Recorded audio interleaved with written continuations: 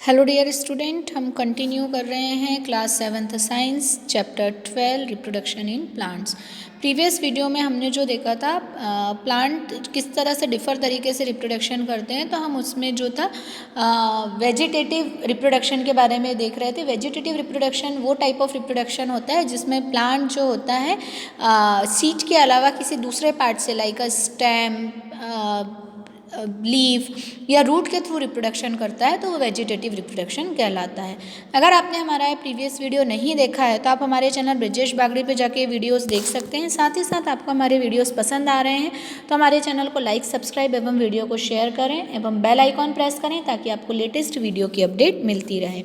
हम जो स्टार्ट करने जा रहे हैं एक एक्टिविटी से करने जा रहे हैं। Activity 12.2, take a fresh potato. एक आलू लेना है। Observe the scars on the it with the help of magnifying glass. Scars देखने, स्कार्स कुछ है क्या, ऐसे निशान जैसे। You may find buds in them. ये जो स्कार्स होते हैं इन्हें क्या बोला जाता है, आइज भी बोला जाता है। ऐसे छोटे छोटे उभार जैसे ही ऐसे ये दो है इस तरह से देखने को मिलते हैं। आप जब उस पर ध्यान से देखेंगे तो ऐसा ऐसा ये देखने को आलू पे मिलेगा आपको। Cut the potato into small portion. अब इन पोटैटो को स्मॉल पोर्शन में कट करना है। Each with an I and बरी दैम इन द सॉइल। हर एक को आपको जो आई के साथ काटना है और सॉइल में लगा देना है। Water the pears regularly for a few days and observe their progress. रोज पानी देना है और फिर प्रोग्रेस को ऑब्जर्व करना है। व्हाट डू यू फाइंड, आपने क्या ऑब्जर्व किया ये देखना है। लाइकवाइज यू ग्रो जिंजर और टर्मरिक। इसी तरह आप जिंजर और टर्मरिक मतलब कि अदरक और जो हल्दी है वो भी लगा सकते हैं। Then bryophyllum sprout leaf plant, मतलब कि लीव्स में जो है वो आपको प्लांट दिखाई देता है। Has buds in the margins of the leaves. इसकी लीफ में जो है वो मार्जिन्स पे, जैसे ये लीव्स रहती है इसकी पूरी, तो यहाँ यहाँ यहाँ इस तरफ जो है आपको छोटी छोटी सी ग्रोथ दिखाई देती है। If a leaf of this plant falls on a moist soil each bud can give rise to a new plant. अगर ये सॉइल में गिर जाती है, गीली मिट्टी में, तो हर जो बर्ड है एक नए प्लांट में डेवलप्ड हो जाती है। Roots of some plants can also give rise to a new plants. कुछ प्लांट्स की रूट भी नए प्लांट को जन्म देती है। Sweet potato and dahlia are example. Sweet potato और दहलिया जो है इसके एग्जाम्पल हैं। Plants such as cacti produce new plants when their parts get detached from the main plant body. अब जो कैक्टस होते हैं वो प्लांट्स में यदि वो उनकी मेन गिर जाते हैं पार्ट्स सॉइल में, तो नए प्लांट को जन्म दे देते हैं, है ना, न्यू प्लांट ग्रो करते हैं। ये देखिए ब्रायोफाइलम का बताया, मार्जिन पे इस तरह से आपको ये छोटी छोटी लीव्स दिख रही हैं, न्यू प्लांट्स हैं, और ये मिट्टी में जैसे ही गिरते हैं, है ना, तो नया प्लांट बना लेते हैं। Plant produced by vegetative propagation take less time to grow and bear buds, flowers and fruits earlier than those produced from the seeds.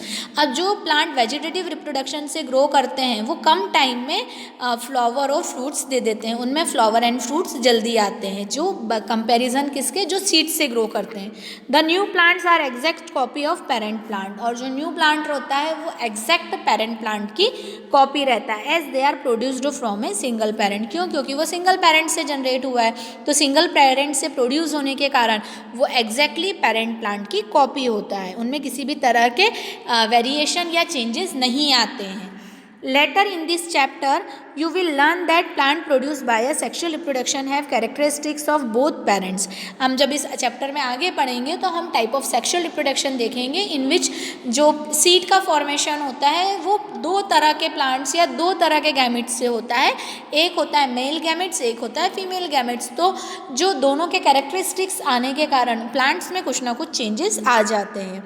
ठीक है, फिर हम आ रहे हैं नेक्स्ट बडिंग। अब बडिंग क्या होता है, you have already learned about the tiny organism like yeast can be seen only under a microscope. आप छोटे छोटे माइक्रो ऑर्गेनिज्म के बारे में जानते हैं, लाइक अ ईस्ट, है ना, वो उसमें क्या होता है आप माइक्रोस्कोप में देख सकते हैं। तो these grow and multiply every few hours if sufficient nutrient are made available to them.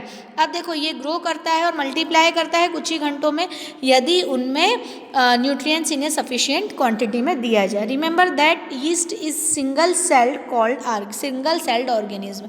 अब जो यीस्ट है वो क्या है, एक सिंगल सेल ऑर्गेनिज्म है। Let us see how they reproduce. हम देखें किस तरह से ये रिप्रोड्यूस करता है। तो एक्टिविटी के थ्रू बताया गया है। एक्टिविटी 12.3, क्या बताया है, पीस ऑफ ईस्ट केक और ईस्ट पाउडर लेना है, बेकरी या केमिस्ट शॉप पे मिल जाता है। पिंच ऑफ ईस्ट लेके इसे प्लेस करना है कंटेनर में पानी के साथ, है ना, और कुछ स्पून इसमें स्पूनफुल शुगर मिला देनी है, क्योंकि अगर न्यूट्रिएंट नहीं मिलेगा तो ग्रो कैसे करेगा। और शेक टू डिज़ोल्व इट, है ना, और अच्छे से डिज़ोल्व करना है। Keep it in warm part of room, और इसे गर्म जगह पर रख देना है। After an hour put a drop of this liquid on a glass slide and observe under a microscope. अब आपको थोड़ी देर बाद इसके ड्रॉप लेके आपको माइक्रोस्कोप में या ग्लास स्लाइड पे लेके माइक्रोस्कोप में ऑब्जर्व करनी है। जब आप इसे ऑब्जर्व करेंगे तो देखिए इस तरह से ईस्ट सेल में ये डेवलपिंग न्यू बर्ड और चेन ऑफ बर्ड्स जो हैं वो दिखाई देंगी। ये बर्ड्स मतलब न्यू ऑर्गेनिज्म का डेवलपमेंट। और फिर ये क्या होंगी, ये बर्ड्स यहाँ से इसे जो जॉइंट्स जैसे दिख रहे हैं वहाँ से कट होके नए नए जो ईस्ट सेल है उसका फॉर्मेशन कर लेंगी। The small bulb like projection coming out from the yeast cell is called bud. ये जो दिख रहा है बल्ब लाइक प्रोजेक्शन, ये बर्ड कहलाता है। बर्ड जो है ग्रो करती है और फिर यहाँ से गिरकर नए प्लांट पेरेंट सेल का फॉर्मेशन, पेरेंट सेल से टूट के ऑफ स्प्रिंग बना लेती है। The new yeast cell grow matured and produces more yeast cell. अब जो नई सेल है वो ग्रो करती है, मैच्योर होके नई सेल जो है ईस्ट सेल बना लेती है। Sometimes another bird arises from the bird coming a chain of birds. कुछ टाइम क्या होता है, कुछ दूसरी चेन इस तरह से निकल आती है और ये प्रोसेस कंटिन्यू चलती रहती है ना। और नंबर ऑफ ईस्ट सेल मतलब कम ही समय में काफ़ी सारी ईस्ट सेल जो है वो डेवलप्ड हो जाती हैं। उम्मीद करती हूँ मैंने जो आज आपको बताया वो आपको समझ में आया होगा। एक बार बुक जरूर रीड करिएगा। कोई भी डाउट, कोई भी प्रॉब्लम होने में आप मुझसे पूछ सकते हैं। Keep study, keep watching. Thank you.